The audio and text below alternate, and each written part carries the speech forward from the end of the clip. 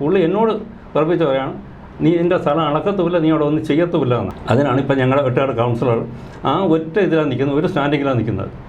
വീട് പൊളിക്കണം ആകെയുള്ളത് 2.5 സെന്റ് സ്ഥലമാണ്. ഇതിൽ ഞങ്ങൾ എവിടെ പോകാനാണ്?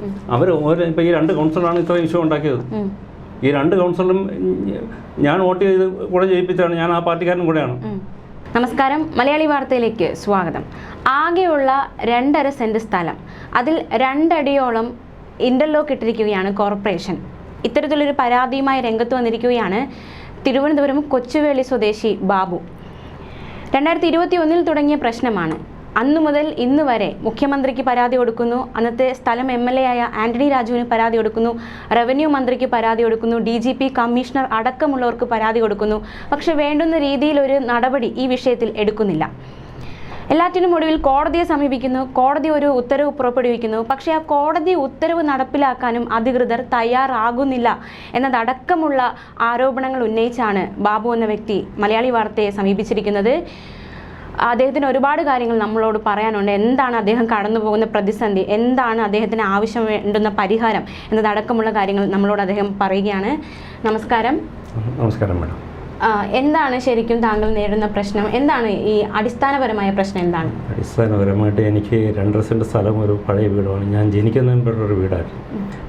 ഞങ്ങളുടെ അനുവാദം കൂടാതെ കോർപ്പറേഷൻ എൻ്റെ വീടോട് ചേർത്ത് ഒരു റോഡ് ഇട്ട് പോയി. ഇതൊന്നും ഞങ്ങൾ അറിയുന്നില്ല. ഞങ്ങളുടെ മരണം ആവശ്യമായിട്ട് എൻ്റെ അമ്മാവൻ മരിച്ച ബന്ധമായിട്ട് ഞങ്ങൾ ഒരു മാസം അവിടെ ഭാര്യഗ്രഹത്തിലായിരുന്നു. അവിടെ വന്നു കഴിഞ്ഞപ്പോഴാണ് അറിയുന്നത് ഇവിടെ ഇങ്ങനെ റോഡ് ഇട്ട് പോയി. അപ്പോൾ ഇതിനെ തുടർന്ന് നമ്മൾ ആരുടെ ശല്യത്തിന് പോയില്ല. പിന്നീട് എന്തെങ്കിലും നമുക്ക് നോക്കാമെന്ന് വിചാരിച്ചങ്ങ് കടന്നു പോവുകയായിരുന്നു. 2016 തുടങ്ങിയത് എൻ്റെ അടുത്തൊരു പാർട്ടി വന്ന് അവിടെ ഒരു പഴയ 100 വർഷം പഴക്കമുള്ളൊരു വീട് വിലയ്ക്ക് വാങ്ങി. അയാൾ താമസിച്ച് പോയി, ഇതിൽ കുഴപ്പമൊന്നുമില്ലാതെ ജീവിച്ചങ്ങ് പോയി. അയാൾ 2016 ആ വീട്ടിനെ പൊളിച്ച് ഒരു പുതിയ വീട് വച്ചതിന് ശേഷം ആണ് ഈ ഇഷ്യൂ തുടങ്ങിയത്. അയാൾ 5 പ്രാവശ്യം എൻ്റെ വീട്ടിൽ പോലീസിനെ കൊണ്ടുവന്ന് ഞാൻ റോഡ് കയ്യേറി വീട് വെച്ചെന്ന് പറയണം. അന്ന് തുടങ്ങിയതാണ്, 2016 മുതൽ തുടങ്ങിയതാണ്. ഇതിനിടയ്ക്ക് 5 പ്രാവശ്യമാണ് മേഡം എൻ്റെ വീട്ടിൽ പോലീസ് വന്നത്. അപ്പോൾ വന്ന പോലീസുകാരുടെ അടുത്തൊക്കെ നമ്മൾ സമാനം ഇത് എൻ്റെ സ്ഥലമാണ് എന്ന് പറഞ്ഞിട്ട് നമ്മൾ ആ സമയത്തൊന്നും കംപ്ലൈൻ്റായിട്ട് പോയില്ല. ഇതിൻ്റെ ഇടയ്ക്കാണ് എൻ്റെ ഇളയ മോന് ഒരു പട്ടി വളർത്തണമെന്നൊരു താല്പര്യം ഉണ്ടായിരുന്നു. അങ്ങനെ പട്ടി വളർത്തുന്നതിന് ഗേറ്റ് ഇല്ലാത്തതുകൊണ്ട് ആ പരിസരത്തെല്ലാം അവിടെയും ഗേറ്റുകളെ. ഞങ്ങളുടെ വീട്ടിൽ മാത്രം ഒരു കോമ്പൗണ്ട് ഇല്ല. അപ്പോൾ ഞങ്ങളുടെ മതിലോട് ചേർത്ത് വീടിൻ്റെ ഇതിൽ ഒരു കുറ്റി ഇടാമെന്ന് പറഞ്ഞിട്ട് ഒരു തൂണ് കെട്ടാൻ ചെന്നപ്പോഴാണ് നമ്മൾ അറിയുന്നത് ഇവർ വന്ന് അതിനെ ചവിട്ടിപ്പൊളിച്ച് കളഞ്ഞു. അത് സംഭവിച്ചത് 2021 ഫെബ്രുവരി 22-ാം തീയതിയാണ്. അന്നത്തെ കൗൺസിലറായിരുന്നു, ഇപ്പോൾ മരിച്ചുപോയി പുള്ളിയുടെ ഫാമിലി ആയിരുന്നു ഇവർ. അവരെ സഹായിക്കാൻ വേണ്ടിയാണ് വന്നത്. അപ്പോൾ പോലീസ് കൂടെ ഉണ്ടായിരുന്നു. എൻ്റെ വീട്ടിലെ അമ്മയും എൻ്റെ വൈഫും കൊണ്ട് അവർ ഉച്ചയ്ക്ക് ശേഷമാണ് വന്നത്. ഒത്തിരി ബഹളങ്ങളായിരുന്നു. പോലീസുകാർ വന്ന് നമ്മളൊത്തിരി ഭീഷണിപ്പെടുത്തി. അത് അവരെ പറഞ്ഞ് ധരിപ്പിച്ചാണ് ഈ ആൾക്കാർ. ഒത്തിരി പ്രശ്നങ്ങളുണ്ട്. അവസാനം പോലീസുകാരൊക്കെ നിങ്ങളുടെ സ്ഥലങ്ങൾ അളന്നെടുക്കാൻ പറഞ്ഞത്. ഒക്കെ ഞാൻ അതിന് ഫെബ്രുവരി 23-ാം തീയതി ഞാൻ വില്ലേജിൽ കൊണ്ടുവന്ന് അപേക്ഷ കൊടുക്കുന്നു. എനിക്ക് എൻ്റെ സ്ഥലം അളന്ന് കിട്ടിയാൽ മതി. അന്ന് മുതൽ ഇന്നത് വരെ ഞാൻ പല സ്ഥലത്തും ഇനി കാണാൻ ആരുമില്ല. വില്ലേജ് ഓഫീസർ മുതൽ മുഖ്യമന്ത്രി, ഞങ്ങളുടെ MLA Antony Raju sir club Manmohan ബംഗ്ലാവിൽ ചെന്ന് 4 പ്രാവശ്യം കണ്ട്. അപ്പോഴും സാറ് പറയുന്നത് കോടതിയിൽ പോകാൻ വേണ്ടി. എൻ്റെ കോടതിയിൽ പോകാൻ എൻ്റെ കൈവശമൊന്നുമില്ലായിരുന്നു. ഞങ്ങൾ അത്രയും ബുദ്ധിമുട്ടിയാണ് വീട്ടിൽ ജീവിച്ചു പോകുന്നത്. ഞാൻ പല സ്ഥലത്തും ഇതിനിടയ്ക്ക് ഒരുപാട് ഭീഷണികൾ, ഞങ്ങളുടെ വീട് ചവിട്ടിപ്പൊളിക്കും, എന്നെ അടിക്കും എന്നൊക്കെ പറഞ്ഞ് ഒത്തിരിയും ബഹളങ്ങളുണ്ടാക്കി. ഈ ഭീഷണിക്ക് ഉയർത്തുന്നത് ആരാണ് ശരിക്കും? ഈ എൻ്റെ അയൽവക്കത്തെ രണ്ട് ടീമുകളും. അവരുടെ പ്രമാണത്തിനേക്കാളും കൂടുതൽ സ്ഥലങ്ങൾ വളഞ്ഞു വെച്ചുകൊണ്ടും പണ്ട് കടലിൽ കയറുന്നതിന് കല്ലടുക്കിയിട്ട കല്ലുകളെടുത്ത് കോമ്പൗണ്ട് കെട്ടിയതിന് ശേഷവും അവരാണ് ഈ പ്രശ്നം ഉണ്ടാക്കിയത്. അന്നൊന്നും ആർക്കും അറിയില്ല ഇവർക്ക് അവിടെ എത്ര സെൻറ്റ് ഉണ്ടാകും. ഞാൻ ഇതിൻ്റെ പേരിൽ പല സ്ഥലത്തും പരാതിയായിട്ട് പോയിട്ട് അവർക്കെതിരെ ഇതുവരെ ഒരു നടപടി ആരും ഉണ്ടായില്ല. എൻ്റെ ആവശ്യമായിട്ട് ഞാൻ പല സ്ഥലത്തും കയറി ഇറങ്ങി. ഒരുത്തോടെ എനിക്കൊരു നീതി കിട്ടാത്തതിൻ്റെ പേരിലാണ് 2023 ഏപ്രിൽ ഞാൻ കൊണ്ട് കോർപ്പറേഷനെതിരെ ഹോംബുസ്മാൻ കൊണ്ടൊന്നൊരു കേസ് കംപ്ലയിൻറ്റ് ചെയ്യുന്നത്. എൻ്റെ സ്ഥലം കോർപ്പറേഷൻ കൈയേറിയെന്ന് പറഞ്ഞിട്ട് ഞാൻ കൊണ്ട് കേസ് ഫയൽ ചെയ്തു. അതിനെ തുടർന്ന് ഈ കഴിഞ്ഞ നവംബറിൽ ലാസ്റ്റ് വിധി വന്നത് എനിക്കെൻ്റെ സ്ഥലം അളന്ന് തിട്ടപ്പെടുത്തി തരാം. അത് നിയമിച്ചത് വില്ലേജ് ഓഫീസറെയും കോർപ്പറേഷൻ സോണൽ ഓഫീസറെ സെക്രട്ടറി ലോറൻസ് നെൽസൺ സാറിനാണ് നിയമിച്ചത്. ഇവർ രണ്ടുപേരും അതിന് ഒരു മൈൻഡ് പോലും ചെയ്തില്ല. ഞാൻ വീണ്ടും കോടതിയിൽ പോയി സംസാരിച്ചപ്പോഴാണ് ഓക്കെ ബാബുയുടെ സ്ഥലം അളന്ന് കെട്ടാനാണ്. എന്നിട്ട് ഞാൻ ഈ സ്ഥലം അളക്കുന്നതിനായിട്ട് വീണ്ടും വില്ലേജ് ഓഫീസിൽ ഈ കഴിഞ്ഞ ഡിസംബറിൽ 28-ാം തീയതി ഒരു അപേക്ഷ കൊണ്ട് കൊടുക്കുന്നു. സാർ ഇങ്ങനെ കോടതി വിധിയുണ്ട്, എനിക്ക് ആ സ്ഥലം അളന്ന് തരണമെന്ന് പറഞ്ഞിട്ട് വരാമെന്ന് പറഞ്ഞിട്ട് അയാൾ ജനുവരി 9-ാം തീയതി എന്നെ വിളിച്ചിട്ട് പറഞ്ഞു, നിങ്ങളുടെ കൗൺസിലർ, വെട്ടാട് വാർഡ് കൗൺസിലർ, എൻ്റെ തൊട്ടയൽവക്കത്തെ വീട് തരാം, ഒരു 100 മീറ്റർ, നിങ്ങളുടെ കൗൺസിലർ പറയുകയാണ് നിങ്ങൾക്ക് ഒരു കാരണവശാലും നിങ്ങളുടെ സ്ഥലം അളന്ന് തരേണ്ടതാണ്. മൊത്തത്തിൽ സാറ് പബ്ലിക്കായിട്ട് ഓഫീസിലെന്ന് പറഞ്ഞ് എൻ്റെ അടുത്തല്ല, പബ്ലിക്കിലാണ് സാറ് പറഞ്ഞത്. 10-20 രൂപ കൂടി നിൽക്കുകയാണ് സാർ പറഞ്ഞത്, ഈ പാവപ്പെട്ടവൻ്റെ സ്ഥലം അളന്ന് കൊടുക്കേണ്ടതെന്ന് ഇവരെ കൗൺസിലർ തറപ്പിച്ച് പറയുകയാണ്. ഞാൻ ചോദിച്ചു, സാർ എന്താണെന്ന് ചോദിച്ചാൽ, ഞാൻ കരയടയ്ക്കുന്ന സ്ഥലം, ഞാൻ ആ പഴയ വീട്ടിന് ഇപ്പോഴും 65 രൂപ കരയടയ്ക്കുന്നുണ്ട്, എൻ്റെ സ്ഥലത്തേക്ക് 20 രൂപ വർഷം കരയടയ്ക്കുന്നു, പിന്നെ എന്തുകൊണ്ട് എനിക്ക് അളന്നു? അപ്പോൾ തരാൻ പറ്റത്തില്ലെന്ന് പറഞ്ഞ് സാറ് പറഞ്ഞ് താലൂക്കിലേക്ക് വിടാം. ഓക്കെ, ഞാൻ താലൂക്കിലേക്ക് എഴുതി വാങ്ങി. താലൂക്കിൽ കൊണ്ട് കൊടുത്തിട്ട് അവർ മൈൻഡ് ചെയ്ത് വന്നപ്പോൾ ജനുവരി 18-ാം തീയതി ഞാൻ ചെന്ന് കളക്ടറെ കാണുന്നു. ജില്ലാ കളക്ടറെ നേരിട്ട് ചെന്ന് കണ്ട് എൻ്റെ സങ്കടം ബോധിപ്പിച്ച് ഇങ്ങനെയാണ് ഒരു കോടതി വിധി വന്നിട്ട് പോലും അവർ അളന്നു തരുന്നില്ല. സാർ ഇട്ടിട്ടും ഇവർ മൈൻഡ് പോലും ചെയ്തില്ല. പക്ഷേ എൻ്റെ നിരന്തര ഇടപെടലിൽ ഫെബ്രുവരി 8-ാം തീയതി ഒരു സർവേർ വരാമെന്ന് പറഞ്ഞ് എനിക്കൊരു നോട്ടീസ് അയച്ചു. ആ സമയത്ത് ഫെബ്രുവരി 5-ാം തീയതി എൻ്റെ വൈഫിൻ്റെ അമ്മ മരിക്കുന്നു. കുറച്ച് ദൂരമായിരുന്നു. ഞങ്ങൾ അവിടെ പോയിട്ട് 8-ാം തീയതി ഞാൻ വെയിറ്റ് ചെയ്തിരുന്നു, സാറ് വന്നില്ല. 22-ാം തീയതി വരാമെന്ന് പറഞ്ഞ് അടുത്ത നോട്ടീസ് വന്നു, ആ സമയത്തും വന്നില്ല. ഈ മാർച്ച് 6-ാം തീയതി വരാമെന്ന് പറഞ്ഞ്, എന്നിട്ട് അന്നും സാർ വന്ന് വിളിച്ച് ചോദിച്ചപ്പോൾ പറഞ്ഞ് ട്രാൻസ്ഫർ ആണെന്ന് പറയും, പുതിയ ആൾ വരുമെന്ന് പറയും. പുതിയ ആളിന് വേണ്ടി ഞാൻ ചെന്ന് കണ്ട് സാറൊരു 3 മണിയോടെ വന്ന്, ഞങ്ങൾ നേരത്തെ ഈ സ്ഥലം പ്രൈവറ്റിനെ കൊണ്ട് സ്ഥലം അളന്നായിരുന്നു. നോക്കിയപ്പോൾ എൻ്റെ സ്ഥലത്ത് നിന്ന് 2 അടി മാറി നിൽക്കുകയാണ്, എൻ്റെ വീട് അതോടെ ചേർന്നാണ് നിൽക്കുന്നത്. അപ്പോൾ സാറ് എൻ്റെ വീട് മാത്രം അളന്നിട്ട് പോയി. ഞാൻ ചോദിച്ചു, സാർ എന്താണെന്ന് ചോദിച്ചു. അത് എനിക്ക് മുകളിൽ നിന്ന് നിർദ്ദേശം ഉണ്ടെങ്കിൽ മാത്രമേ ഇത് അളന്ന് കയറാൻ പറ്റത്തുള്ളൂ. ഞാൻ ചോദിച്ചു, സാറേ കോടതി വിധിയാണ്, എൻ്റെ സ്ഥലം കണ്ടെത്തി തരാൻ, ഞാൻ മറ്റൊരാരെയും സ്ഥലം അടിക്കാൻ പോകുന്നതല്ല, ഞാൻ കരയടയ്ക്കുന്ന സ്ഥലമാണ്, എന്തുകൊണ്ട് സാർ തരുന്നില്ല? ഇത് മാത്രമേ ഉള്ളൂ. അപ്പോൾ ഇതിനിടയ്ക്ക് നമ്മുടെ കൗൺസിലർ, ഞാൻ ഇടയ്ക്ക് ഒരു ദിവസം എൻ്റെ കൗൺസിലറെ കാണാൻ പോയി. പുള്ളി എന്നോട് തറപ്പിച്ച് പറയുകയാണ്, നീ എൻ്റെ സ്ഥലം അളക്കത്തുമില്ല, നീ അവിടെ ഒന്നും ചെയ്യത്തുമില്ല എന്നാണ് തറപ്പിച്ച് പറയുകയാണ്. ഞാൻ ഇടതുപക്ഷക്കാരനായിരുന്നു. അപ്പോൾ ഇതിന് ശേഷം ഇനി എനിക്ക് എന്ത് ചെയ്യണമെന്ന് അറിയില്ല. എനിക്ക് നീതി കിട്ടണം. കാരണം കോടതിയിൽ പോയിട്ട് പോലും എനിക്കൊരു അപ്പോൾ ഈ കുറ്റക്കാർക്കെതിരെ ഒരു നടപടിയും സ്വീകരിക്കുന്നില്ല. ഈ നമ്മുടെ ഗവൺമെൻറ് ഇറക്കിയിട്ട കല്ലെടുത്ത് വെച്ചിട്ട് കോമ്പൗണ്ട് കെട്ടുകയും അവർ വീട് കെട്ടുകയും ഇപ്പോഴും ആ ഒരു വീട്ടിൻ്റെ ഫ്രണ്ടിൽ ഈ 2021 ഇറക്കിയിട്ട് ആ റോഡിൽ ഭാഗം വേണ്ടി ഇറക്കിയിട്ട ഇൻ്റർലോക്ക് അവരുടെ വീട്ടിൻ്റെ ഫ്രണ്ടിൽ ഇപ്പോഴും കിടക്കുകയാണ്. ഈ തെളിവ് ഉൾപ്പെടെ കൊടുത്തിട്ട് പോലും ആര് വന്നൊന്നും തിരിഞ്ഞു പോലും നോക്കുന്നില്ല. ഒരു ദിവസം ഞാൻ നമ്മുടെ തലശ്ശേരി സാറിനോട് ഞാൻ ഇങ്ങനെ പറഞ്ഞു, സാറേ ഇങ്ങനെ കയ്യേറ്റം പോലും ഒഴിപ്പി. അപ്പോൾ സാർ പറഞ്ഞു, അത് ഗവൺമെൻറ് സ്ഥലമല്ലല്ലോ കയ്യേറിയത്.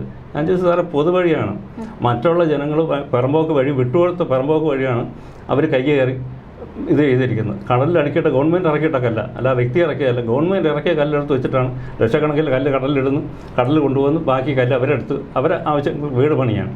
എന്നിട്ട് അവർക്കെതിരെ ഒരു നടപടി എടുക്കുന്നില്ല. അവരെ സംരക്ഷിക്കാനാണ് എൻ്റെ വീട് പൊളിച്ചു കൊടുക്കാൻ വേണ്ടി പറഞ്ഞത്. അതിനാണ് ഇപ്പം ഞങ്ങളുടെ വെട്ടാട് കൗൺസിലർ ആ ഒറ്റ ഇതിലാണ് നിൽക്കുന്നത്, ഒരു സ്റ്റാൻഡിങ്ങിലാണ് നിൽക്കുന്നത്. വീട് പൊളിക്കണം എൻ്റെ സ്ഥലം മാത്രം മറ്റവർക്ക് വിട്ടുകൊടുക്കണം എന്ന്. അവരുടെ വണ്ടി കയറണമെങ്കിൽ അവരുടെ സ്ഥലം പൊളിച്ചു കഴിഞ്ഞാൽ അവർ കയ്യേറിയ സ്ഥലം കോമ്പൗണ്ട് പൊളിച്ച് അവർക്ക് വേണ്ട വണ്ടി കയറി പോവാം. അവരത് ചെയ്യുന്നില്ല. അവർ അത്യാവശ്യം അവരുടെ കയ്യിൽ ഇത്തിരി കാശുണ്ട്, ഒരു ഫാമിലി പ്രശ്നം, ഒരു വലിയൊരു ഫാമിലി. ആ ഒരു ഇതുകൊണ്ടായിരിക്കും ഞങ്ങളുടെ വീട്ടിലാകെയുള്ള 4 പേരാണ്. ഞങ്ങളുടെ ചിലപ്പോൾ ഇടതുപക്ഷക്കാരോ വലതുപക്ഷക്കാരോ പാർട്ടിക്കാർക്ക് 4 പേരുടെ വോട്ടിന് വേണ്ടി അവരാരും നമ്മളെ സഹായിക്കാൻ വരുന്നില്ല, ഒരു പാർട്ടിക്കാരും.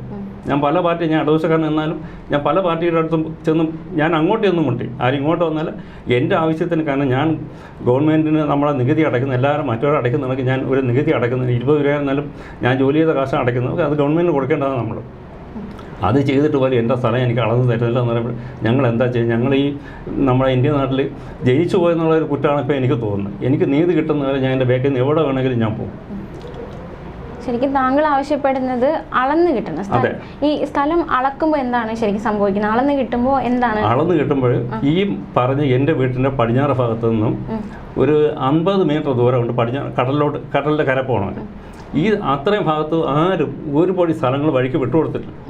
ഇത് പണ്ട് ഞങ്ങൾക്ക് ഈ സ്ഥലം തന്നയാളുടെ അവർക്ക് 11 സെൻറ്റ് സ്ഥലം ഉണ്ടായിരുന്നു. അവരാണ് ആ 3 അടി സ്ഥലം വിട്ടുകൊടുത്തത് ആ വഴിക്ക്.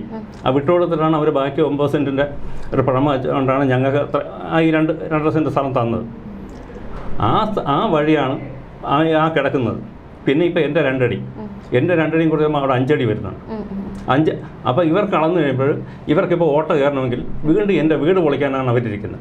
ഓക്കെ, അപ്പോൾ അവരുടെ സ്ഥലത്ത് നിന്നും ഒരുപാട് സ്ഥലങ്ങൾ പോയതുപോലെ അവർ മറ്റൊരു വെട്ട സ്ഥലത്ത് നിന്ന് അവർ കയ്യേറി അവർ കോമ്പൗണ്ട് കെട്ടി അവരെ ബാധ്യത അങ്ങ് ഒഴിഞ്ഞു നിൽക്കുകയാണ്. അപ്പോൾ അവരവിടെ നാട്ടിൽ മൊത്തം നാട്ടുകാരെയും നമ്മുടെ പോലീസ് സ്റ്റേഷനിലും പറഞ്ഞുണ്ടാക്കിയത് ആ മനുഷ്യൻ, അയാളൊരു പഴയ മിലിറ്ററിക്കാരനായിരുന്നു, അയാൾ പറഞ്ഞുണ്ടാക്കിയ അയാൾക്ക് 12 സെൻറ്റ് സ്ഥലമുണ്ടെന്ന് പറഞ്ഞിട്ടാണ് അയാൾ 5 പ്രാവശ്യം എൻ്റെ വീട്ടിൽ പോലീസിനെ കൊണ്ടുവന്നത്.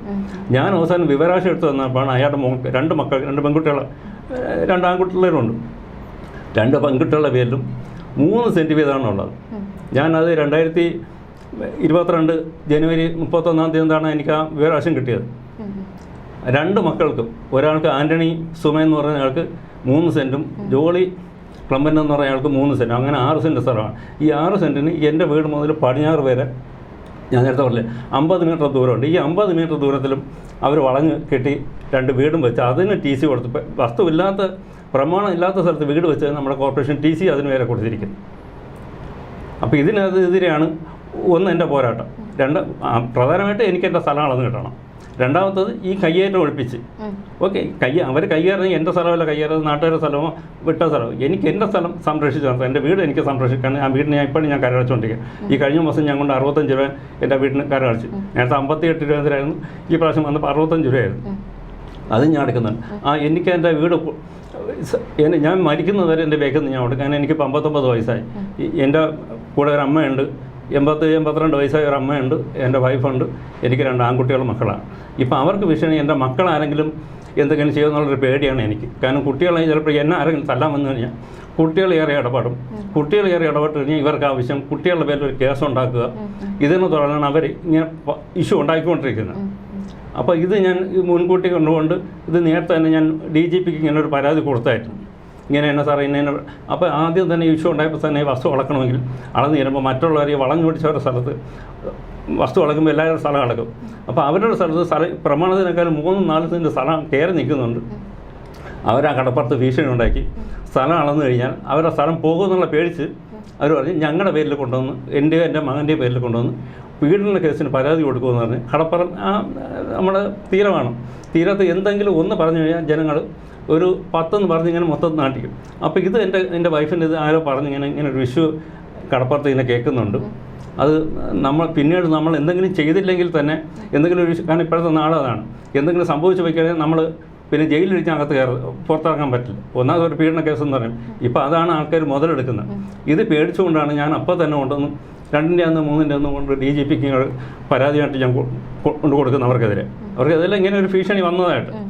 എന്നിട്ട് പോലും ആരും നടപടി എടുക്കുന്നില്ല. കാരണം അവർ ഈ പരാതി കൊടുത്തപ്പോൾ അവിടെ നിന്നുള്ള മറുപടി എന്തായിരുന്നു? ശരിക്കും മറുപടി വന്നില്ല. അവർ പോലീസുകാർ ശരിക്കും വരുന്നില്ല. അപ്പം ഇവരിപ്പോൾ നമ്മുടെ അവിടുത്തെ കൊച്ചുപള്ളിയിൽ CPMൻ്റെ 1-2 പേര്, ഞാൻ എല്ലാ പാർട്ടിയിലെ എല്ലാ സ്ഥലത്തും പറയുന്നത് കൊച്ചുപള്ളിയിൽ CPMൻ്റെ ഒരാൾ എന്നെ മുഖത്ത് നോക്കി പറയണം, ഇയാൾ എവിടെയൊക്കെ കൊണ്ട് പരാതി കൊടുത്താലും ഇയാൾക്കൊരു നീതി കിട്ടണമെങ്കിൽ ഞങ്ങൾ തീരുമാനിക്കണം, അവർ തീരുമാനിക്കണമെന്നാണ് പറഞ്ഞത്. അപ്പോൾ എൻ്റെ സ്ഥലം ഞാൻ ചോദിക്കുന്നതിന് എനിക്ക് ഭീഷണിയായിട്ടാണ് ചോദിക്കുന്നത്. ഞാൻ എവിടെ പരാതി കൊടുത്താലും ഒന്നും അവർ നടപ്പാക്കി തരത്തില്ല. കാരണം അവർ പറയുന്ന ആൾക്കാരാണ്. കാരണം ഇപ്പോൾ പോലീസ് സ്റ്റേഷനിൽ ഞാൻ അറിഞ്ഞിടത്തോളം ഞങ്ങളുടെ വലിയ സ്റ്റേഷനിൽ പറഞ്ഞിരിക്കുന്നത് ഞാൻ കൊടുക്കുന്ന ഒരു പരാതിക്കും ഒരു നടപടി എടുക്കാൻ പാടില്ല. ഇപ്പോൾ ഈ ഭീഷണി ഉയർത്തിയത് CPM നേതാവാണ്. ഈ പറഞ്ഞ വാക്ക് ഒരാൾ CPMൻ്റെ ഒരു പയ്യനാണ് എന്നോട് പറഞ്ഞത്.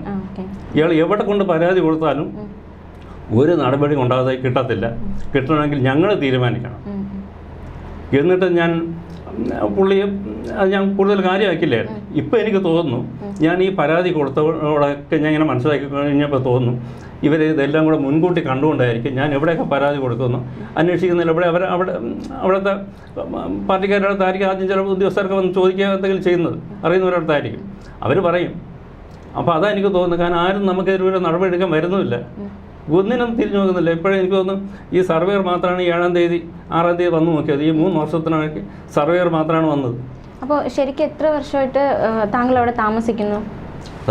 ഞാൻ ജനിച്ചത് ആ വീട്ടിലാണ്. അപ്പോൾ എൻ്റെ അച്ഛൻ്റെ അമ്മ താമസ സ്ഥലമായിരുന്നു. അവിടെ എൻ്റെ കൊച്ചിൽ എൻ്റെ അച്ഛൻ ഒരു വീട് വെച്ച്, ഒരു കൊച്ചു വീട് വെച്ച്. അന്നൊരു എനിക്ക് തോന്നുന്നു ഒരു 5000 രൂപയുടെ എന്തോ ലോൺ വീടാണ്. ഞങ്ങൾ 10 വീട് വെച്ചതിൽ ഞങ്ങളുടെ ഒരു വീട് മാത്രമേ ഇപ്പോഴും നിലവിൽ നിൽപ്പുള്ളൂ. ആ 10 വീട് അന്നത്തെ 5000 രൂപ എനിക്ക് ഏതൊരു സംഘടനക്കാർ ലോണായിട്ട് കൊടുത്തതാണ് 5000 രൂപ. പിന്നെ അച്ഛൻ അന്ന് ജോലി ചെയ്തതിൽ ചെറിയ കാശ് വെച്ചിട്ടാണ് ഒരു കൂര ഉണ്ടാക്കി വെച്ചത്. ആ വീട് എപ്പോഴും തറ വീഴും എന്ന് ഞങ്ങൾക്ക് തന്നെ പറയാം. കാരണം ഇങ്ങനെ വെട്ടിപ്പൊളന്നാണ് നിൽക്കുന്നത്.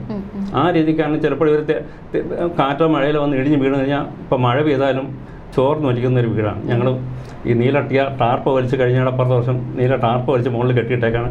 വെയിൽ വരുമ്പോൾ കുറച്ചൊക്കെ ഉരുകി പോകാറുണ്ട്. ഇനി ഈ പ്രാവശ്യവും ഞങ്ങൾ എന്തെങ്കിലും ഒരു വഴി കണ്ടെത്തണം, അല്ലെങ്കിൽ ഞങ്ങളുടെ വീട്ടിനകത്ത് നമ്മളെ പണ്ട് കിടന്നതുപോലെ ചട്ടിയും പാത്രമൊക്കെ എടുത്ത് വെക്കേണ്ട ഒരു അവസ്ഥ ഉണ്ടാകും. ആ വീട്ടിലാണ് ഞങ്ങൾ കിടന്നുറങ്ങുന്നത്. അപ്പോൾ ഞാനൊരു കടലിൽ ജോലി ചെയ്യുന്ന ഒരാളായിരുന്നു. എൻ്റെ ഇടയ്ക്ക് ഇപ്പോൾ ഒരു 10-15 വർഷം കൊണ്ട് പോകാൻ പറ്റുന്നില്ല. കാരണം കടലിലൊന്നും ഇല്ലാത്തതുകൊണ്ടും ഒരു വിഷമം കൊണ്ടും പോകുന്നില്ല. അപ്പോൾ എൻ്റെ ഇടയ്ക്ക് ചെറിയൊരു ഇലക്ട്രിക്കൽ പണി ചെയ്യുമായിരുന്നു. എൻ്റെ ഇടയ്ക്ക് ഇപ്പോൾ 2 വർഷമായി ആക്സിഡൻ്റ് ആയിട്ട്. അതിനുശേഷം അതും ഇപ്പോൾ പോകാൻ പറ്റുന്നില്ല. ഇപ്പോൾ എൻ്റെ മോൻ ഇളയാൾ VSSൽ ഒരു ചെറിയൊരു കോൺട്രാക്ട് ബേസിൽ പോകുന്നു. അപ്പോൾ അങ്ങനെയാണ് ഞങ്ങൾ ജീവിച്ച് പോകുന്നത്. എൻ്റെ വൈഫ് ഇച്ചിരി മീൻ കച്ചവടമായിട്ട് പോകുന്നത്. അപ്പോൾ പുള്ളിക്കാരിയും കൂടെ ചേർന്ന് ആ മീനും കൊണ്ട് രാവിലെ ഒരു 9-10 മണിയപ്പോൾ ഞങ്ങൾ ആ ഒരു ചെറിയ ബിസിനസ് എവിടെ 200-300 രൂപ കിട്ടിയാൽ കിട്ടും. അത് കഴിച്ചിട്ടാണ് ഞങ്ങളുടെ കറിക്കെങ്കിലും നടക്കും എന്ന് വിചാരിച്ചാണ്. കടപ്പുറത്താണ് താമസിക്കുന്നെങ്കിൽ നമ്മളിപ്പോഴും അങ്ങോട്ട് ആരെയും സഹായിക്കാൻ പോകാറില്ല. ആരുടെ ഫ്രീ വാങ്ങാനും മീനൊന്നും ഫ്രീ വാങ്ങാനും പോകാറില്ല. ചെന്ന് സഹായിച്ചു കൊടുക്കാനും പോകുന്നില്ല. ശരിക്കും ഈ കൗൺസിലർമാരുടെ ഒരു പ്രതികരണം എങ്ങനെയായിരുന്നു ഈ ഒരു വിഷയവുമായി ബന്ധപ്പെട്ട്? ഈ കൗൺസിലർമാരുടെ പ്രതികരണമാണ് ഒരു കൗൺസിലർ മരിച്ചു എന്ന് ഞാൻ നേരത്തെ പറഞ്ഞത്. പുള്ളിയുടെ ബന്ധുവാണ് ഒരാൾ, ഒരു ക്ലമൻ്റ് എന്ന് പറഞ്ഞ ക്ലമൻ്റ് സുനി. അയാളാണ് ആ വീട് 2009 വന്ന് ഒരു 100 വർഷം പഴക്കമുള്ളൊരു വീട് സ്ഥലമാണ്. അയാൾ ഇന്ന് വിലയ്ക്ക് വാങ്ങിയത്. അയാളുടെ അടുത്ത ബന്ധുവാണ്. അതുകൊണ്ടാണ് അയാളെ സംരക്ഷിക്കാൻ അയാൾ ഈ 2014 ആ പഴയ വീട്ടിലിരുന്നതിന് ഈ റോഡിന് ഈ പറയുന്ന വഴിയുടെ പകുതിയിൽ അവരെ സ്ലാബ് വാർത്തിട്ടിരുന്നതാണ് നേരത്തെ താമസിച്ചിരുന്നത്. അപ്പോഴൊന്നും ആർക്കും ഒരു പ്രശ്നങ്ങളും അവിടെ ഇല്ലായിരുന്നു. ആരും ഇച്ചിപ്പോ കാരണം സംസാരിക്കാൻ പറ്റത്തില്ല. ഇവരെക്കാളും പ്രശ്നക്കാരാണ് മറ്റവർ ഉണ്ടായിരുന്നത് ആ സ്ഥലം. അതുകൊണ്ട് ആരടുത്തും ഉണ്ടില്ല. ഇവർ വിറ്റ് ഇയാളുടെ കയ്യിൽ സ്വാഭാവികമായിട്ട് നമ്മളിപ്പോൾ എടുക്കുന്ന ആളുടെ കാശ് വന്നപ്പോൾ നമ്മളിപ്പോൾ സ്വാഭാവികമായിട്ട് നമ്മൾ പുതിയ വീട് വെച്ചു. ഒക്കെ അത് അയാളുടെ കാര്യം. നമ്മൾ അയാളടുത്ത് പോയില്ല. അയാൾ വീട് വെച്ച് കഴിഞ്ഞപ്പോൾ അയാൾ ഇവിടെ നിന്ന് കോമ്പൗണ്ടിനെ പിടിച്ച് 1.5 അടി അയാൾ മാറ്റി കെട്ടിയപ്പോഴാണ് നമ്മുടെ വീട് പുറത്തോട്ട് നിൽക്കുന്ന കണ്ട് അയാൾക്ക് തോന്നി. അയാൾക്കിപ്പോൾ വണ്ടി കയറണം, ഓട്ടോ കയറുന്നതിന് ഞാനല്ല കുറ്റക്കാരൻ. എന്നിട്ട് ഞാൻ സംസാരിച്ചു. ഓക്കെ, എൻ്റെ വീട് ഞാൻ ഇടിച്ചു തരാം, എനിക്കൊരു കുഴപ്പമില്ല, എനിക്ക് ബാക്കി സ്ഥലം എന്താ, ഇയാളുടെ സ്ഥലത്ത് നിന്ന് എനിക്ക് ബാക്കി സ്ഥലം എന്താ, ഇയാളുടെ പ്രമാണത്തില്ലാത്ത സ്ഥലം ഇയാളുടെ കോമ്പൗണ്ടിനകത്ത് കിടപ്പുണ്ട്, എനിക്കറിയാം. ഇയാൾക്കുള്ളത് ശരിക്കും 6 സെൻറ്റ് സ്ഥലമേ അതിനകത്ത് വരാമോ. ആ സ്ഥലത്ത് നിന്ന് ഇപ്പം ഓൾറെഡി ഒരു 10 സെൻറ്റ് സ്ഥലം അടുപ്പിച്ച് അതിനകത്ത് കിടപ്പുണ്ട്. അപ്പോൾ എനിക്കതെന്ത് സാധനം, ഞാൻ എൻ്റെ വീട് ഞാൻ ഇടിച്ചു തരാം. ആരും പറയാത്തൊരു വാക്കാണ്. ചിലപ്പോൾ ഈ മാഡം തന്നെ കേൾക്കുമെന്ന് എനിക്കറിയില്ല. 2 സെൻറ്റ് സ്ഥലമുള്ള ഒരാൾ ഒരു വീട് ഇടിച്ചു കൊടുക്കുമെന്ന് പറയുമ്പോൾ അത് സ്വാഭാവികമായിട്ട് കേൾക്കുന്നത്. അല്ലെങ്കിൽ എന്നിട്ട് ഞാൻ പറഞ്ഞു, കൗൺസിലറടുത്ത് പറഞ്ഞു ശംഖു SI ആയിട്ട് സംസാരിച്ച് ഞാൻ പറഞ്ഞു, സാറേ പൊതുവഴിക്കാണെങ്കിൽ എൻ്റെ വീട്ടിൽ നിന്ന് പടിഞ്ഞാറ് വരെ പോകുന്നുണ്ട്. ഓക്കെ, 2 സൈഡിലുള്ള ഒരു കോമ്പൗണ്ട് പോട്ടെ, അവർ വളഞ്ഞെടുത്ത സ്ഥലം അത് എന്താണെങ്കിലും എൻ്റെ വീട് ഞാൻ ഇടിച്ചു കൊടുക്കും, ഒരു ഓട്ടം അങ്ങറ്റം വരെ പോട്ടെ, അതിന് എനിക്കൊരു തടസ്സമല്ല. അല്ല, ഇവരെ രണ്ടുപേരും വീട്ടിനകത്ത് കയറാൻ വേണ്ടിയാണെങ്കിൽ എൻ്റെ ഒരു കാരണവശാലും എൻ്റെ സ്ഥലം വിട്ടുകൊടുക്കാൻ പോകുന്നില്ല. എനിക്ക് എൻ്റെ സ്ഥലം വേണം. ഓക്കെ, അവരുടെ കോമ്പൗണ്ട് വേണമെങ്കിൽ അവർ കോമ്പൗണ്ട് ഇടിച്ച് അവർ വണ്ടി കയറ്റിക്കൊണ്ട് പോട്ടെ, എന്നെ ബാധിക്കുന്നതല്ല അത്. ശരിക്കും താങ്കൾ പറയുന്നത് ആകെയുള്ള 2.5 സെൻറ്റ് സ്ഥലം അത് പൊളിച്ചു മാറ്റുകയാണ്, ഇങ്ങനെ കയ്യേറുകയാണെങ്കിൽ ഞാൻ എങ്ങോട്ട് പോകും എന്നൊരു ചോദ്യം കൂടി താങ്കൾ മുന്നോട്ട് വയ്ക്കുകയാണ്. ശരിക്കും ഇപ്പോൾ മുഖ്യമന്ത്രിക്ക് എത്ര പരാതിയാണ് നൽകിയത്? മുഖ്യമന്ത്രിക്ക് 4 പരാതി കൊടുത്തു. 4 പരാതി. ഈ 4 പരാതിക്കും യാതൊരു രീതിയിലുള്ള പേപ്പർ അവിടെ പോയിട്ടുണ്ടെന്നൊക്കെ പറഞ്ഞ് കുറച്ച് മെസ്സേജുകൾ വന്നല്ലാതെ. ഇത് എത്ര വർഷം എടുത്തു? ഈ പരാതി കൊടുത്തത് എപ്പോഴാണ്? ഈ പരാതി കൊടുത്തത് ഇപ്പോൾ ഈ 2021 മുതൽ ആ നോട്ടീസിൽ.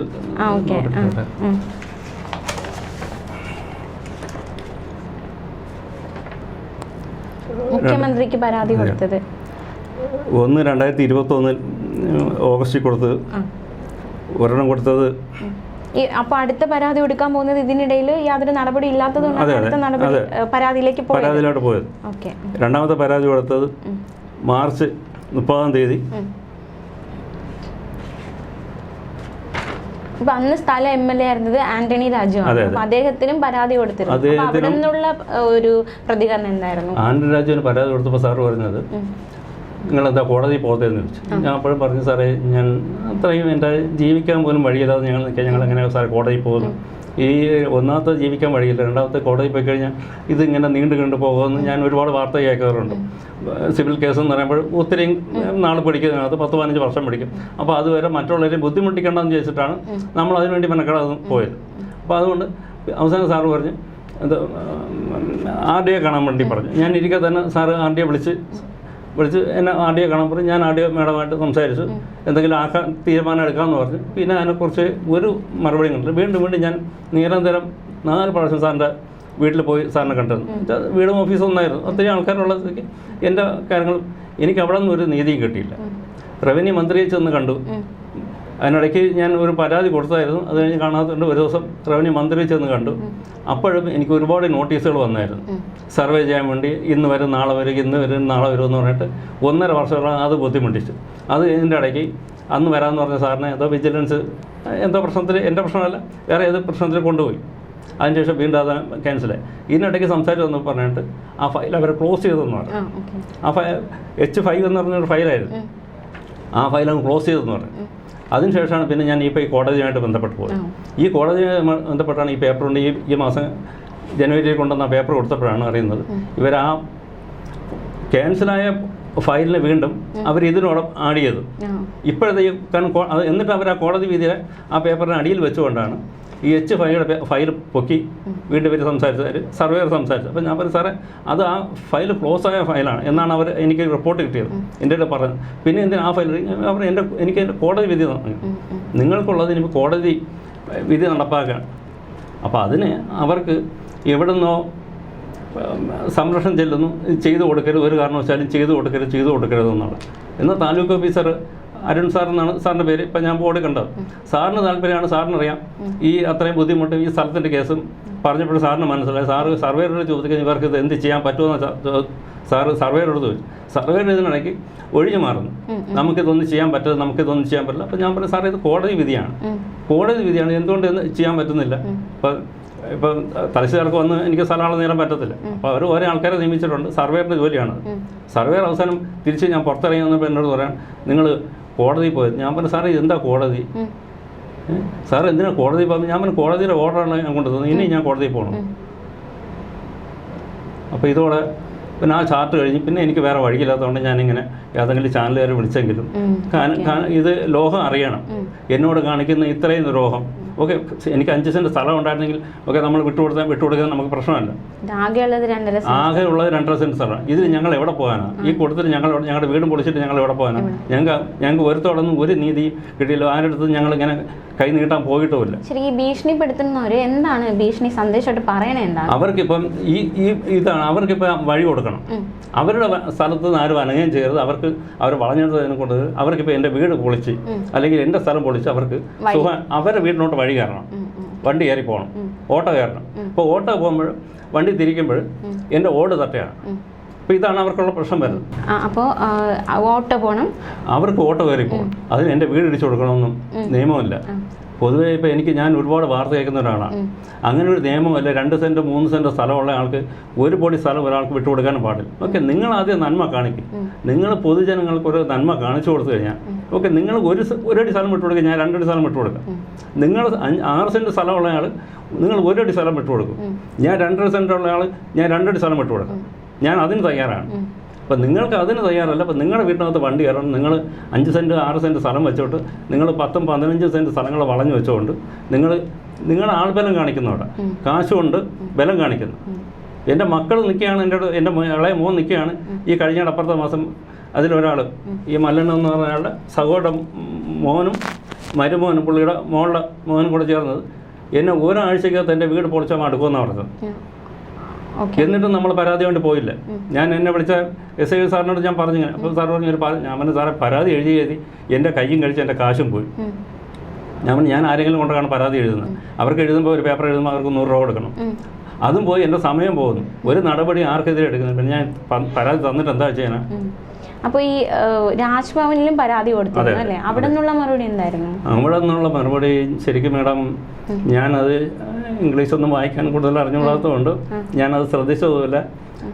ഏത് ചീഫ് സെക്രട്ടറിയെ കാണാൻ വേണ്ടിയെന്ന് പറഞ്ഞിട്ട് ഒരു മാറ്റർ എഴുതി. പിന്നെ എനിക്ക് പോകാൻ പറ്റില്ല, കാരണം എല്ലാ സമയം അവിടെ കയറ്റി വിടില്ല. എപ്പോഴായിരുന്നു രാജ്ഭവനിൽ പരാതി കൊടുത്തത്? മറുപടി വന്നതും കൊടുത്തത് 2022 ആയിരുന്നു. ഒരു വർഷം ഗ്യാപ്പ്. അതെ, 2022 കാരണം ഇവിടെ നിർത്തോടെയും നീതി കിട്ടാതെ വന്നപ്പോഴാണ്.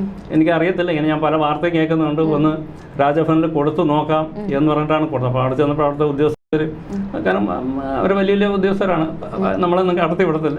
സെക്യൂരിറ്റി സാർ പറഞ്ഞു ഇവിടെ ഇങ്ങനെ ആരാ പറഞ്ഞത് കൊടുക്കാൻ വേണ്ടി. ഞാൻ പറഞ്ഞു സാറേ എൻ്റെ മനസ്സിനകത്ത് വന്നതുകൊണ്ട് അല്ല, ആരും പറഞ്ഞു കേട്ടല്ല, എൻ്റെ മനസ്സിൽ തോന്നി ഇങ്ങനെ രാജഭവനിൽ ഒന്ന് കൊടുത്തു നോക്കാമെന്ന് പറഞ്ഞിട്ട് കൊടുത്തതാണ്. അപ്പോൾ പറഞ്ഞ് ഞാൻ മറുപടി വന്നോളൂ എന്ന് പറഞ്ഞു. എൻ്റെ ഇടയ്ക്ക് ഒരു 3-4 മാസം കഴിഞ്ഞപ്പോൾ എനിക്കൊരു പേപ്പർ വന്നായിരുന്നു. ആരെയും ചെന്ന് കാണാൻ വേണ്ടി പറഞ്ഞു. അപ്പോൾ എനിക്കത് വായിച്ചിട്ട് നമുക്ക് എൻ്റെ ഊടുണ്ടാക്കാൻ കിട്ടിയില്ല അതെന്തരാണെന്ന്. പിന്നെ ഒരാളെ ചോദിച്ചാൽ പറഞ്ഞു അത് ജോയ് സാർ അങ്ങനെ എന്തോ ചീഫ് സെക്രട്ടറിയെ കാണാൻ വേണ്ടിയാണ് അതിനകത്ത് വന്നത്. പിന്നെ എനിക്കത് പോകാൻ പറ്റിയില്ല, കാരണം കരുതി ഓടി തളർന്ന് ഇനി അവിടെ പോയാൽ എന്താകുമെന്ന് എനിക്കറിയില്ല. പിന്നെ ഞാൻ ഇപ്പോഴും എൻ്റെ മനസ്സിൽ തോന്നുന്നു ഇനി ഒന്നിൽ അത് നമ്മുടെ കേന്ദ്രത്തിലിരിക്കുന്ന രാഷ്ട്രപതിക്ക് ഒരു പരാതി കൊടുക്കാൻ വേണ്ടിയാണ് ഞാൻ അടുത്ത് നോക്കുന്നത്. അങ്ങനെ രാഷ്ട്രപതിയിലേക്ക് നീങ്ങാനാണ് അടുത്ത പ്ലാൻ. ഇനി അതാണ്. കാരണം മുന്നിലൊരു വഴിയായിട്ട് കാണുന്നുള്ളൂ. അതെ, കാരണം അല്ലാതെ എനിക്കിപ്പം വേറെ ഒന്നും കാണുന്നില്ല. കാരണം ആരും എന്നെ സഹായിക്കുന്നില്ല. ഒരു ഗവൺമെൻറ് ആൾക്കാർ പോലും എന്നെ കാരണം കയ്യേറ്റക്കാരാണ് ഇപ്പോൾ സഹായിക്കുന്നത്. അതാണിപ്പോൾ ഞാൻ കണ്ടുവരുന്നത്. ഞങ്ങളുടെ കൗൺസിലർ നിയമം കണ്ടിട്ട് ഇപ്പോൾ ഇരിക്കുന്ന കൗൺസിലറെ നീക്കം കണ്ടിട്ട് അവർ കയ്യേറ്റക്കാരെ മാത്രമാണ് അവർ സഹായിക്കുന്നത്. അപ്പോൾ ഞാൻ ഒരു പാർട്ടിക്കാരും കുറ്റം പറഞ്ഞില്ല. ഞാൻ ഇടതുപക്ഷക്കാരനെ ഞാൻ പാർട്ടിയെ ഞാൻ കുറ്റം പറഞ്ഞില്ല. അപ്പോൾ ഓരോ വ്യക്തി ഓരോ ആൾക്കാർ ജയിപ്പിച്ച് വിട്ട ഓരോ നമ്മുടെ കൗൺസിലർമാരും അവർ ഇപ്പോൾ ഈ 2 കൗൺസിലറാണ് ഇത്രയും ഇഷ്യൂ ഉണ്ടാക്കിയത്. ഈ 2 കൗൺസിലറും ഞാൻ വോട്ട് ചെയ്ത് കൂടെ ജയിപ്പിച്ചാണ്. ഞാൻ ആ പാർട്ടിക്കാരനും കൂടെയാണ്.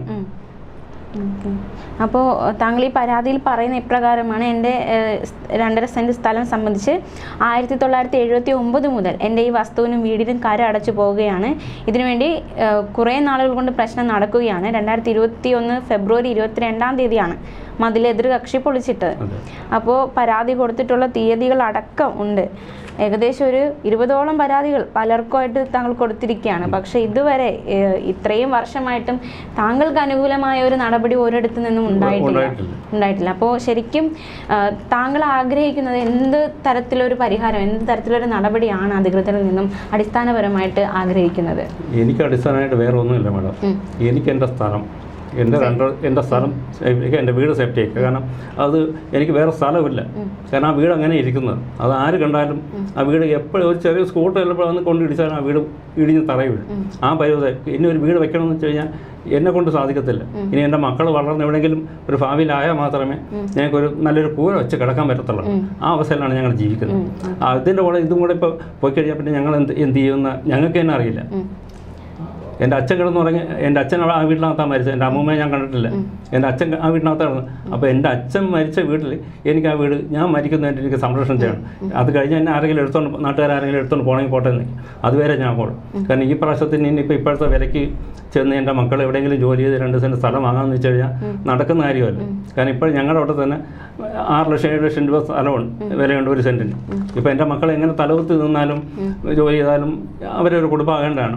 മൂത്തയാൾക്ക് 29 വയസ്സായി, ഇളയാൾക്ക് 25 വയസ്സായി. ഇനി അവരവരുടെ ഒരു ഭാവിയിൽ പോകേണ്ടതാണ്. അവർ എന്നും കുന്നും അച്ഛനും അമ്മയ്ക്ക് ജോലി തരാൻ നോക്കി കഴിഞ്ഞാൽ അവർക്ക് നടക്കത്തില്ല. നമ്മുടെ മക്കളാണെങ്കിലും അവർക്ക് അവരുടെ ഭാവി നോക്കണം ആദ്യം. ഞാൻ അതാ പ്രതീക്ഷിക്കുന്നത്. ഞാൻ ആ കുട്ടികളോട് പറഞ്ഞു, നിങ്ങൾക്ക് നിങ്ങളുടെ ഭാവി നോക്കണം. ഞങ്ങൾ ഈ കൂരയിൽ കിടന്ന് ചത്താനും കുഴപ്പമില്ല. എൻ്റെ മരണം വരെ ഞാൻ ഇതിന് വേഗം നോക്കണം. അത്രയേ ഉള്ള എനിക്കുള്ള തീരുമാനം. എൻ്റെ വസ്തു ഈ 2 സെൻറ്റ് സ്ഥലം എനിക്ക് കളന്ന് എൻ്റെ വീട് സംരക്ഷിച്ച് നടത്തണം. എനിക്ക് അത്രയേ ഉള്ളൂ. അല്ല, എനിക്ക് വേറെ ഒരു പ്രശ്നവുമില്ല. അപ്പോൾ ഇതിൽ പറയുന്ന പ്രകാരമാണെങ്കിൽ കടകംപള്ളി വില്ലേജിന് പരാതി കൊടുത്തിരിക്കുന്നു.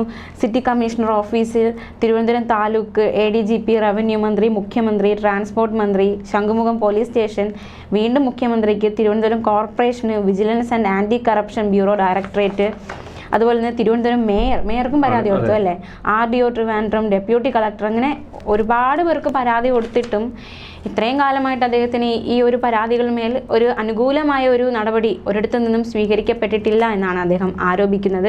തീർച്ചയായിട്ടും അദ്ദേഹത്തിന് സ്വന്തം കിടപ്പാടവും സ്ഥലവും നഷ്ടമാകുന്ന ആ ഒരു വേദനയാണ് ഇപ്പോൾ മലയാളി വാർത്തയോട് പങ്കുവച്ചിരിക്കുന്നത്. ഇനി അദ്ദേഹത്തിന് മുന്നിലുള്ള ഒരു വഴി രാഷ്ട്രപതി തന്നെയാണ്. അപ്പോൾ അത്തരത്തിലൊരു സാമ്പത്തിക ശേഷിയുള്ള വ്യക്തിയല്ല എങ്കിൽ പോലും അത് മാത്രമാണ് അദ്ദേഹത്തിന് മുന്നിലുള്ള വഴി. അപ്പോൾ തീർച്ചയായിട്ടും ഈ ഒരു വിഷയത്തിൽ അധികൃതർ വേണ്ടുന്ന രീതിയിൽ ഇടപെട്ട് അദ്ദേഹത്തിന് ആകെയുള്ള 2.5 സെൻറ്റ് സ്ഥലം അല്ലേ, അത് നഷ്ടമാകാതെ അവിടെ അദ്ദേഹത്തിന് കരമടച്ച് ഒരു പൗരൻ എന്ന നിലയിൽ അവിടെ താമസിക്കാനുള്ള എല്ലാ അധികാരവും എല്ലാ അവകാശവും അദ്ദേഹത്തിനുണ്ട്. അത് വേണം എന്നാണ് അദ്ദേഹം ആവശ്യപ്പെടുന്നത്. അപ്പോൾ ഇനി എന്തെങ്കിലും പറയാനുണ്ടോ? ഒന്നും പറയാനില്ല മേഡം. എനിക്ക് എൻ്റെ ഈ സ്ഥലം നമ്മുടെ ഗവൺമെൻറ് ആര് ഭരിച്ചാലും എനിക്ക് എൻ്റെ സ്ഥലമാണ്. അത്രയും മതം എനിക്ക് പറയാം. അല്ലാതെ ഞാൻ ഒരു ഗവൺമെന്റിനും കുറ്റം പറയാനുമല്ല, ഒരു രാഷ്ട്രീയക്കാരും കുറ്റം പറയാനുമല്ല. തീർച്ചയായിട്ടും അതാണ് അദ്ദേഹം എടുത്തു പറയുന്നത്. ഒരു പാർട്ടിക്കും എതിരല്ല, അല്ലെങ്കിൽ ഒരു ഗവൺമെന്റിനെ കുറ്റം പറയോ അല്ലെങ്കിൽ അധികാരത്തിൽ ഇരിക്കുന്നവരെ കുറ്റം പറയോ ഒന്നുമല്ല ചെയ്യുന്നത്. മറിച്ച് താൻ എന്താണോ നേരിട്ടത് അതാണ് അദ്ദേഹം ഇപ്പോൾ പറഞ്ഞുകൊണ്ടിരുന്നത്. അധികാരികളിൽ നിന്ന് താൻ എന്താണ് നേരിട്ടത്, അന്നത് അടക്കമുള്ള കാര്യങ്ങളാണ് അദ്ദേഹം ഇപ്പോൾ നമ്മളോട് പങ്കുവച്ചിരിക്കുന്നത്. കാരണം ഇപ്പോൾ ഇരിക്കുന്ന മുഖ്യമന്ത്രിക്ക് അറിയില്ല ഉദ്യോഗസ്ഥരെന്താ പ്രവർത്തിക്കുന്നത്, എന്താ കാണിക്കുന്നത്. അതുപോലെ തന്നെ താഴെ ഇരിക്കുന്നവർക്ക് അറിയില്ല. ഇപ്പോൾ വരുന്ന വില്ലേജ് ഓഫീസറായിരുന്നാലും മറ്റു ഉദ്യോഗസ്ഥരായിരുന്നാലും മറ്റുള്ളവരുടെ കാര്യം ചോദിച്ചുകൊണ്ട്, കാരണം അത്യാവശ്യം അവരിൽ സാമ്പത്തികമായിട്ടുള്ളത് കൊണ്ട് അവരെ നിന്ന് കാശ് വാങ്ങുന്നില്ലോ എനിക്കറിയില്ല, എനിക്കറിയേണ്ട കാര്യമില്ല. എനിക്ക് എൻ്റെ കാര്യം നോക്കണം, എനിക്ക് എൻ്റെ വീടും എൻ്റെ സ്ഥലവും സംരക്ഷിക്കണം. ആര് സംരക്ഷിച്ചാലും എനിക്ക് പ്രശ്നമല്ല, എനിക്ക് എൻ്റെ വീടും എൻ്റെ സ്ഥലവും എനിക്ക് സംരക്ഷിച്ചേ പറ്റത്തുള്ളൂ. അതുതന്നെയാണ് അദ്ദേഹം ആവശ്യപ്പെടുന്നത്. തീർച്ചയായിട്ടും ഈ ഒരു വിഷയത്തിൽ എത്രയും പെട്ടെന്ന് തന്നെ അനുകൂലമായ നടപടികൾ അധികാരികളിൽ നിന്ന് ഉണ്ടാകട്ടെ എന്ന് നമുക്കതിനായിട്ട് പ്രവർത്തിക്കാം, അതിനുള്ള വഴികൾ തേടുക. ഈ ഒരു വിഷയം അധികാരികൾ ശ്രദ്ധയിൽപ്പെട്ട് തീർച്ചയായിട്ടും വേണ്ടുന്ന രീതിയിലുള്ള ഒരു നടപടി സ്വീകരിക്കണമെന്നാണ് അദ്ദേഹത്തിൻ്റെ എളിയ അഭ്യർത്ഥന. അത് അധികാരികളിലേക്ക് എത്തട്ടെ എന്ന് ആഗ്രഹിക്കുന്നു. അപ്പോൾ പ്രാർത്ഥിക്കുന്നു, എങ്ങനെയെങ്കിലും മുഖ്യമന്ത്രിയുടെ ഓഫീസെങ്കിലും ഇടപെട്ട് ഇതിനു വേണ്ടിയുള്ള ഒരു നല്ല നടപടി എനിക്ക് ഉണ്ടാക്കി തരണമെന്ന് താഴ്മയോട് അപേക്ഷിക്കുന്നു. അതെ, തീർച്ചയായിട്ടും ഈ ഒരു കണ്ണീര് അത് അധികാരികൾ ഇനിയും കണ്ടില്ല എന്ന് നടിക്കരുത് എന്ന് തന്നെയാണ് ഞങ്ങളും ആവശ്യപ്പെടുന്നത്.